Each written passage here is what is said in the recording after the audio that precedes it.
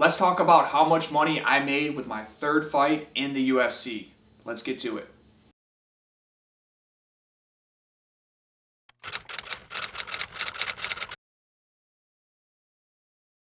Welcome back to the channel, guys. I'm Myles.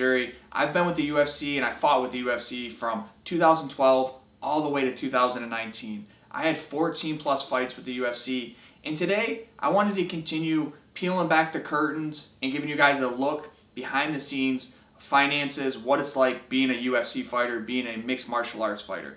You want to be in the fighter, you want to be in the fight game. It's all glitz and glamour. You want to drive the fancy cars, living on the beach. Wait, no, that's not the fight game. This fight game is tough. It's tough to make money, and I want to show you today exactly how much money I made in my third fight with the UFC, how much money I brought in from the UFC, how much money I made in sponsors, what my expenses were, how much, taxes, gym fees, my management. I'm going to tell you guys all that, and I'm going to break it down number by number. First things first, before I get into all this, how much money I made, how much money I spent, I want to know what your guys' thoughts are on my third fight in the UFC. Before I even get into the video, drop a comment. Let me know. Do you think I made $1 million? Do you think I made $50,000? Do you think I made nothing? I want to know before we get into it. Also, while you're at it, while you're dropping the comment, don't forget to just smash the subscribe button and hit that thumbs up button. It really helps out the channel a lot, and I greatly appreciate it. Now let's first take a step back in history. The year is 2013. And I'm scheduled to fight Mike Ricci, who's a very, very tough fighter coming out of the TriStar Gym in Canada. He was coming off the Ultimate Fighter, which he took second in. He knocked out a lot of guys on the show. He was a big 155-pounder, tough, tall, southpaw, great left hand, and I was preparing to take him on. We're scheduled to fight in Canada at the Air Center. Now, UFC 165 is legendary because it had that mega fight, which is probably one of the best fights in the light heavyweight division between Alexander Gustafsson and Jon Jones, right? If you've been a fan of this sport at all, if you know this sport at all, then you know that fight. It was a crazy fight. Guys throwing spinning elbows, takedowns. Alexander Gustafsson was such an underdog when he came into that fight. Nobody thought he would win.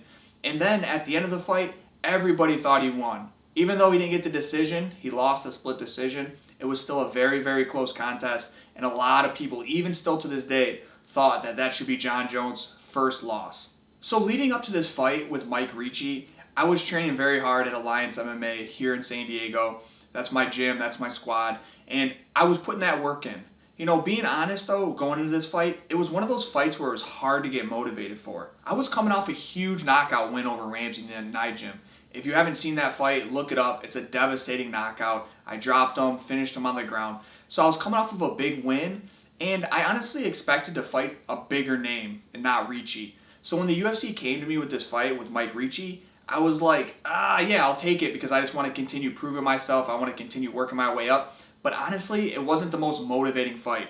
Mike is a counter fighter, kind of like me, and he sits back. He's a sniper. He's not just a big brawler. So I knew this fight was dangerous just because of the fact of how accurate and how relaxed he was. Also, there was really no motivation once I was going to beat him, right? Because I'm always looking, my goal as a fighter, being in the UFC, I want to fight the best fighters in the world, and I want to get that UFC title shot, right? So fighting somebody like Mike Ricci, it really didn't get me in a position to where I was getting closer to that title, in my opinion, at that time.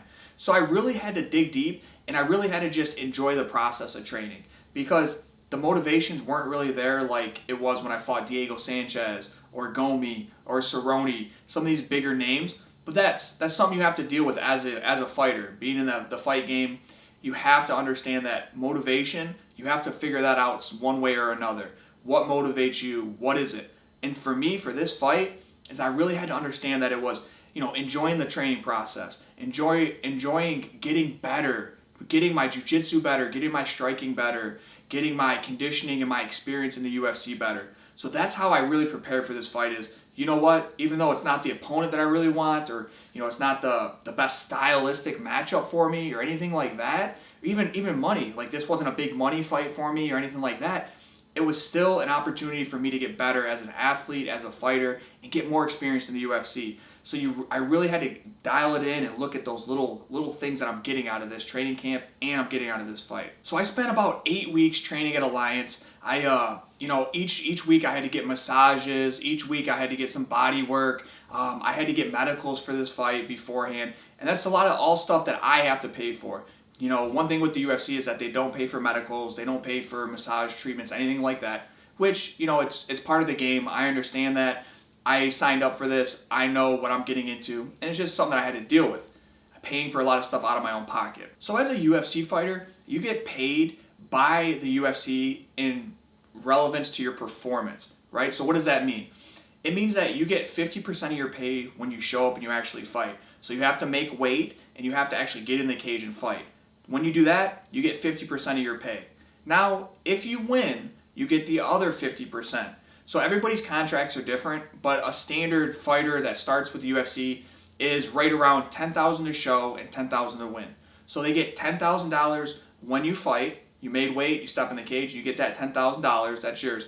But you also have to win to get that other $10,000. So it's a very performance-based pay. As an MMA fighter, you also have to pay for expenses out of your own pocket, just like any other business, right? So as an MMA fighter, you have expenses like a gym. You have to pay the gym to be able to train you, get you ready for the fight. You have to pay your coaches that actually are there on a day-to-day basis. The gym fee also pays for the building, the showers, all that stuff that you need to use each and every day to get ready for these fights. Also, a lot of fighters have managers. Now, managers come into play with talking to the UFC for you or talking to other fight promotions for you. They're also there to find you sponsors and to help with medicals. Managers can do a lot of things. There's a lot of good managers out there, and then there's also some not so good managers out there. I might even do a video about talking about managers, what I think about them. But managers also cost a fee for an MMA fighter. So let's get to my exact personal example for when I fought Mike Ricci. First things first, I won my fight. I had made $10,000 to show and $10,000 for winning. So that right there was $20,000 that the UFC paid me. Now, UFC usually throws a locker room bonus, which is a bonus that is given to you after the fight. It's usually $3,000 to $10,000. The UFC chooses that. But for this fight, I did not get that. Not everybody gets those locker room bonuses, but usually you do if you have a good performance. But for whatever reason, Dana and Joe Silva did not like my performance with Mike Ricci, and they give me a big fat goose egg for a locker room bonus. I thought it was a good technical fight. Stylistically, we're both counter fighters, so it kind of nullified our game a little bit. And, some fans liked it, some fans didn't. I'll leave it at that, but I didn't get any locker room bonus, which sucked. So all in, I had $20,000 from the UFC.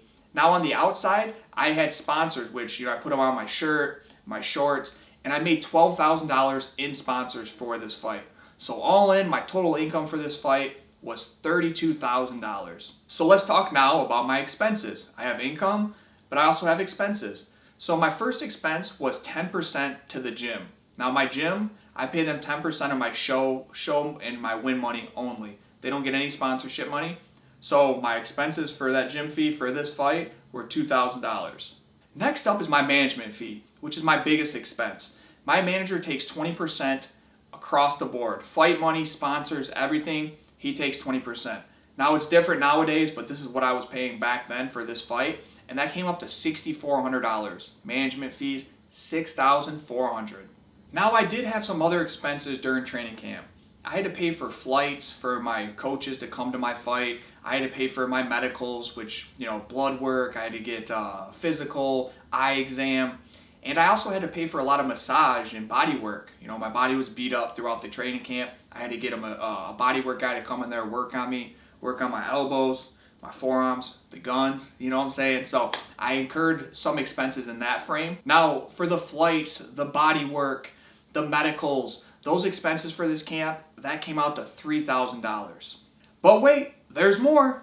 You also have to pay the tax man. You have to pay Uncle Sam, the IRS, and I'm no different in this fight. I had to pay just roughly right around $3,200 for this fight. So my total expenses all in were $14,600. So you take my income that I made from the fight minus my expenses that I had for this fight, and that left me with a total profit of $17,400 that I took home in my pocket. I get to go do what I want with, to buy a nice gold chain and a nice watch, and to go on a nice vacation, and maybe put a down payment for a nice new car. No, actually I didn't do any of those. If you know me, if you know this channel, I saved it and I put it into real estate, which is what I love to do. So there you have it. That's what my third fight in the UFC, how much money I made, real life example. Those are the real numbers. And I want to know your thoughts. Do you think that's too much? Do you think that's too little? Should it be $1 million? Or I guess, should I be $1 million? Or do you think that's good money? I'm working my way up. That's perfect. That's right where I need to be financially. I want to hear your thoughts, and let me know, guys. Until next time.